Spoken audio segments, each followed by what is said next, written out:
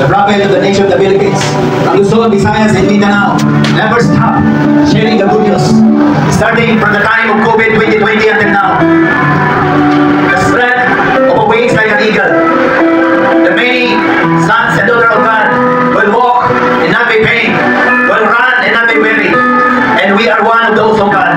Oh, Rabba, say, maybe some of you desire for healing, some of you desire for kabago, relationship with the Lord. Kung isipin natin, lahat mo ng bagay na yan, madali lamang sa Panginoon. This is the word of the Lord na gusto niyang ipahatiin sa bawat isa natin. Tayo po ba ay handa to receive that miracle? Hindi po ba tayo takalikot? Hindi ba tayo mananamig? Oh, Rabba said, I speak right now and prophesy upon the heart of your people that they will never stop speaking unto the deep things of the love of Christ. For it is written in your word of God, no eye have seen. Hindi pa nakikita ng mga mata namin. Hindi naririnig ng aming mga taina. Hindi naarot ng aming isipan. Even our heart can conceive those who love God. And we love you, Jesus. And we want a job. And we will declare we love you, Jesus. Oh, Mazel, Rabina, Prayang, Legantra, in the name of Jesus. Sabayan niyo po sa mahilig panalangin. And shake your heart, family. If there's any unforgiveness in our heart, it's time to renounce. Wala akong portion sa lugar na to. This is the house of breakthrough. This is the house of solution. The Lord God, alam ko po, family, marami na tayong napakinggan na mga mensahe. But this is the message of the Lord. Without genuine repentance, without genuine forgiveness, we cannot run for breakthrough. Oh, Rabba, in the name of Jesus, Lord, for it is written in your word, out of the abundance of our heart, the mouth speaketh, and every words, and every forgiveness that your people will confess. For it is written in your word that you are a God so faithful to forgive our sin in all unrighteousness that we have. And thank you, Father God. Thank you, Holy Spirit. Declare with me, family, Ama, sa pangalan ng Jesus. Sa mga sandali dito, nakikita niyo po ang aking puso. Hindi ko lang pinapanalangin ang aking sarili. Kundi ang mga tao na sa isipan ko ngayon. Ang mahal sa buhay. Ako ay sumasampalataya sa nag-iisang pangalan. Pangalang Jesus. Hindi imahe, hindi ribulto. Hindi sitwasyon. Tanging pangalan Jesus. Ang maghahari sa aking puso. Sa aking isipan. Sa aking salita. Maging sa aking gawa. Patawan, Panginoon. Mula ngayon, tinatanggap ko ang bagong buhay. Bagong pag-asa. Hindi ako mapapagod. Manalangin sa aking pamilya. At salamat, Panginoon. Dahil pinugol mo na ang aking mga panalangin. At simula ngayon, I will celebrate the goodness of God. I will celebrate to receive my portion, to receive my healing, to receive my breakthrough, to receive my favor, favor upon favor. When others are defeated, I shall be celebrated. Where others are condemned, I shall be justified by the word of God. Because I am belong as a son of God. I refuse to be defeated. I refuse to be poor. I refuse to be stagnant. I refuse against the work of the enemy in my life, in my family, in my finances. From now on, victory, blessing is always my portion. And I receive it by faith. Not only by faith, but by faith and by power.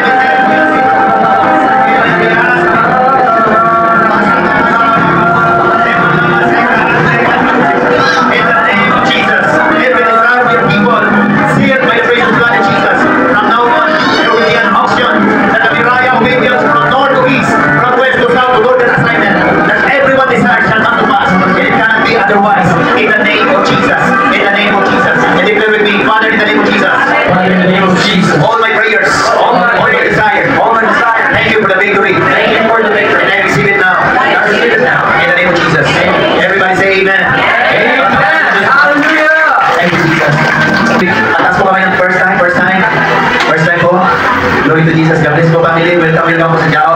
Jao is Revelation 1:8. For it is written in the Word of God. Okay, give ito pangalan ng this is the Revelation kasi ang ministry yung ito, nag-start na po ito ng 2020.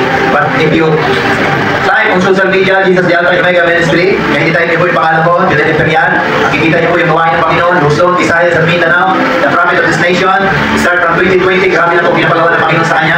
Pero indeed, by the grace of the Lord, sino naniniwala that we are living in the last days? Amen. Although, noong 1990s, narinig na natin yan. Nung nagkaroon ng Y2K, at sabi nila, magkakaroon ng Great Reset. Okay? And actually, there is a lot of prophecy that has been fulfilled, and by the grace of the Lord, a man of God saying, he declared it 7 years ago, right now. It was my habit before, 2015 and 2020, to break down some prophetic events. Naging habit ko po yan, nanonood po ako yan. Kung diyan po na-spend yung time ko, ako po isang siman, by the grace of the Lord, at tinawag ng Panginoon, kaya walang imposible na bawat isa sa atin, tatayo sa harapan ng Panginoon. Amen. Amen. We are the representation of God's glory. Amen. Okay, dito with me, hindi lang ako. Hindi lang ako. Sir. Ako, sir. Kundi, magpaparticipate ako. Magpaparticipate For God's kingdom. For God's kingdom. Amen. Amen. Baka natin na Diyos sa buhay. Hallelujah. Glory to Jesus. And Jesus the Alpha and Omega Ministry, Revelation 1:8. For it is written in the Word of God, I am the Alpha and Omega, the beginning and the end. So ngayon, either we like it or not, either you are first time, saan po bang first time ba? Wala? Second time. First time din naman. Second time, oh glory to Jesus, God bless family. Third time. Amen. God bless brother and bless. And the rest, ang tuloy niyo na po bawat sa atin, we are family. Okay, patingin niyo yung mga katabi niyo, left and right. God bless you with the love of the Lord. God bless you with the love of the Lord. Okay. So, bakit ko po ginawa yun? Tandaan natin. You don't even, sino nakaka-experience? Pag nananalangin na, ang daming mga images, ang daming mga names na sumasabi. Bakit naalala natin yun? Hindi po yan accidente, family. If you're getting sensitive with the realm of the Spirit, those persons, pinapaalala ng Panginoon yan. Because we are working in the flesh and we are influenced by the spirit of limitation. Akala natin, normal lang yan. Kasi more on, pag nananalangin tayo, madalas pinapanalangin natin. Ang pinapanalangin natin, yung sarili natin, yung business natin, yung negosyo natin, paano makakatrabaho, paano magkakaroon ng ganito. Tama mali. Confess mo lang, sabihin mo lang, and then pray for someone. Pray for the Philippines. Pray for the brothers and sisters. Pray for the rest of the family. And I always say in this, that if you start up compassion to others, if you start praying for others, God will take care of you. Amen. Amen. Kung tayo po dito, nag-start tayo ng May 5, at meron tayong gawain sa isa. Nagagawan. Pero marami pinapagawa ang Panginoon. That's why samahan niyo si Pastor, mag-declare. I'm just declaring, wala pa ako nag-declare noong June. Sabi ko, Lord, within 3 months, magkaroon kami ng 4 wheels. Amen. Pero June, July, August, September, wala pa, pero hindi pa tapos yung September. Ayoko bibitahan ang Panginoon. Amen. Hallelujah. Okay, the Bible says, the Spirit of God, the Holy Spirit is the power beyond measure. That's why I'm always prepared to myself. Lord, if the blessing will come, I'm prepared for it. Diba? Okay, wala akong problema kasi si Lord ang mabibigay niya. Amen. So, hindi pa ako nag-pressure. I'm just always excited. Kaya huwag kayong ma-pressure. Okay? Umupo lang kayo dyan, makikinig kayo. And I declare and prophesy all the message of the Lord which impart unto you from the crown of your head to the sole of your feet, and you will never empty. Uuwi tayo, nagpusog tayo. Sa maraming pamamahala ng Panginoon. Amen. Amen. Okay, I receive my portion. Today, my celebration is our celebration. Pagkakaroon natin ang Diyos. Glory to Jesus. Now, gusto ko pong i-share sa inyo, family, this kind of spirit. Okay? Either we like it or not. Walang exemption dyan. Propeta ka man, pastor ka man, evangelist ka man, teacher ka man, lagi kang umati sa dyan. That kind of spirit of limitation that causes poverty, stagnation, delays. Amen? Merong isang main source po niyan. Okay? Pag sinabing spirit of limitation, napakalawang po niyan pa. But I wanna share to you the manifestation of the spirit of laziness. Sino tinatamad manalangin? Oh, hindi lang tumaas. Ako lang ba? Okay. Sino tinatamad manalangin?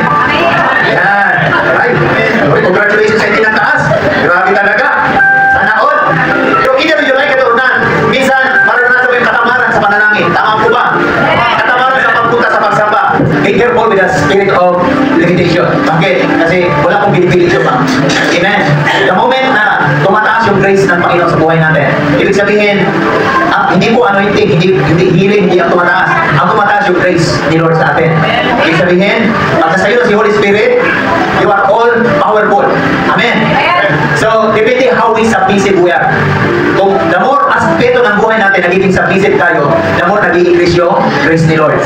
Sabi sa Luke 19:13, and he called his 10 servants, he delivered them 10 pounds, and said to them, occupy till I come. So, sa spirit of limitation, hinahatangan tayo. Bakit ayaw ng Panginoon na maging mabunga tayo?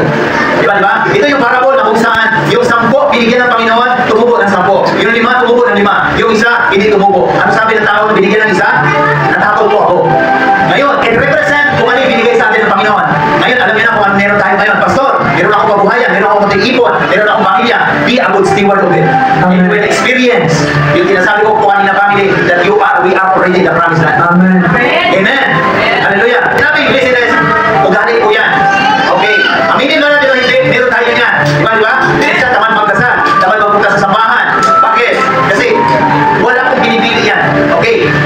Sabi ko sa Romans 7:15, ito yung naranasan ni Apostol Paul na sinasabi niya, bakit yung mga gusto kong gawin? Yun ang hindi nagagawa ko. At yung gusto ng Espiritu, yun naman ang hindi ko nagagawa. So imagine, even si Apostol Paul, ginamit ng Panginoon. Saan? Mula doon sa Jerusalem, papunta doon sa Rome, nakakaranas siya ng tinatawag na limitation. Amen? And I was imagining, nakaya si Apostol Paul na nalangin, pero there is a fighting between God and evil para yung panalangin niya, hindi makarating in the throne of the Lord. Kaya kung meron kami pinapanalangin ngayon, hanggang ngayon, nandiyan pa rin, nadidilig ka lang rin. Ngayon, umpisahin ulit. You know why, family? Because we are in the house of solution. Amen? Yung prayer kanina kay Brother Joseph, last week po yun, Merkules. Isang kahang sigarilyo, hindi po biro yan. Hindi po biro yan. But I see the spirit behind him. Umalis talaga. Diba? Pero sabi ko sa kanya, ito yung dapat mong gawin. Keep on remembering. May binigyan ako sa kanya kung ano dapat niya gawin. Kasi even nawala na yung spirit, pero kung iaanaw mo ulit, magpapadala ka sa mga limitasyon, babalik ulit yan. That's why, do not disconnect. Amen, amen. Amen. The moment na pinalaya tayo ng Panginoon, always connect. Bakit po? Kasi together, we are strengthened. If we are one, if we are divided, we are whole. Amen? Amen. That's why, mahalaga yung tinatawag na unity, connection. Maging isa yung spirit natin, maging isa yung mind natin. Amen? Physical connection, ito, ipasama-sama natin dito na ganito. Many believers today hide under faith, but reject moral responsibility. Bakit nagkakaroon ng limitasyon? Bakit? Kasi, okay, may faith ako, may pananampalataya ako, pero ayaw natin ng responsibility. Di ba? The moment na meron kang pamilya, may asawa, kumakain araw-araw, that spirit of limitation, laging umatake yan. Kaya bawal ang tinatawag na matamad-tamad, matulog-tulog. Di ba? Kahit sa trabaho, ito yung trabaho ng Brothers Team, may benefit of the Lord. May time na buyatay na sila. Minsan 24 hours, wala silang tulog, diba? Diretso yan. Pero nakakaramdam sila ng tinatawag na supernatural strength. Amen. Diba? Tingnan niyo po yung mahina. Pag mayroong sunog yan, kahit yung maray, mabubuhat yan. Tama ba rin? Amen. O, yung nasunod ito, merong istorya ganyan po. Nabuhat niya yung secret. Nadala niya pa doon sa labas ng nasusunugan. Nagulat rin sa kayo, bakit buhat niya na? Diba? You don't even know. In your inner being, there is a strength na hindi mo lang alam. Diba? Si Jesus, ano nangyari kay Jesus? Dapat hindi niya po kaya ninyo. Ikaw ba naman yung pinahirapan, sugat-sugatan ka na? Pabubuhatay ka pa ng cross mo? Pero ano din ni Jesus? Hindi ito yung final destination ko. Doon ako ipapako sa cross of Calvary. Kaya kahit hirap na hirap siya, hindi niya iniisip yung sitwasyon niya ngayon. Ang iniisip niya, yung pupuntahan niya. Amen. Amen. Kung ang iniisip natin yung pupuntahan natin, di ba? Hindi ka mapapagod. Hallelujah. Amen. Pero kung iniisip mo, yung kahinaan mo, hindi ko kaya, ganito, ganyan, that is procrastination. That is one of the manifestation of laziness. Last time, tinapik natin that we are belong to the Abrahamic covenant. Sabi ko dyan last time, either you like it or not, pinagpalaan ka na ng Panginoon kasi we are belong to His covenant. But, we forget kung ano yung ginagawa ni Abraham. Alam mo ba yung ginagawa ni Abraham? Maaga pa yung gumigising. He moved by faith. Built an altar. And the work of his hand, masipag po yan negosyante, si Abraham. Di ba? Sabi sa Genesis 19, kinabukasan, maagang nagtungo si Abraham. Sa dakong pinagtatagpuan nila ni Yahweh. Ibig sabihin, yung dakong pinagtatagpuan nila, doon si Abraham na laging nananalangin. Doon yung secret place niya, yung dwelling place kung saan nananalangin. Dapat sa bahay, meron tayong dwelling place. Di ba? The blessing ng Panginoon, lagi ko nandiyan yan. Dapat kailangan nakaposisyon tayo sa blessing ng Panginoon. Kaya sabihin natin, I receive the Abrahamic covenant. I receive my blessing. I receive my portion. Sumabay ako sa panalangin kay Pastor. Pero hindi ka nakaposisyon